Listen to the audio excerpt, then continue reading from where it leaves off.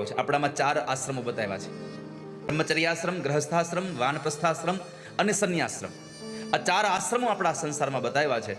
એમાં 1 વર્ષથી 25 વર્ષ સુધી તમારે સરસ્વતી નદીના કિનારે બ્રહ્મચર્યાશ્રમનું પાલન કરવાનું.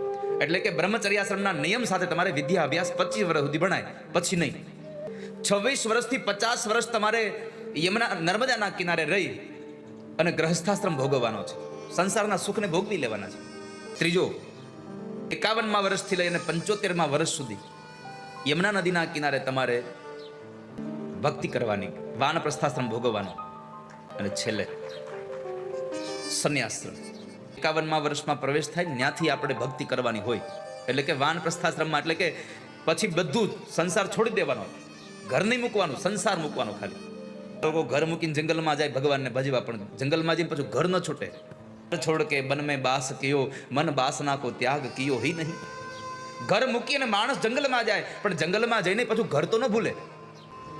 ત્યાગ કરો છો એને ભૂલી જાઓ, તો જ તમારો ત્યાગ સાચો સફળ થશે, નગર ત્યાગ સફળ નહીં થાય. તો આશ્રમો બતાવ્યા 4: બ્રહ્મચર્યાશ્રમ, ગ્રહસ્થાશ્રમ, વાનપ્રસ્થાશ્રમ, સંન્યાશ્રમ. આ 4 આશ્રમો થકી આપણું જીવન ધન્ય બને. વાનપ્રસ્થાશ્રમમાં ભક્તિ કરતા કરતા કરતા એમ થાય, પરિવારમાં સાથે રહીને પણ એમ થાય કે હવે બસ કદાચ ક્યારે મૃત્યુ આવે નક્કી નહીં, ત્યારે સંન્યાસ લઈ લેવું. અને આ દુનિયામાં જે થઈ રહ્યું છે ને, ગીતાનું વાક્ય છે, જે થઈ રહ્યું છે એ પણ સારું છે, જે થઈ ગયું છે એ પણ સારું છે, જે થવાનું છે એ પણ સારું છે.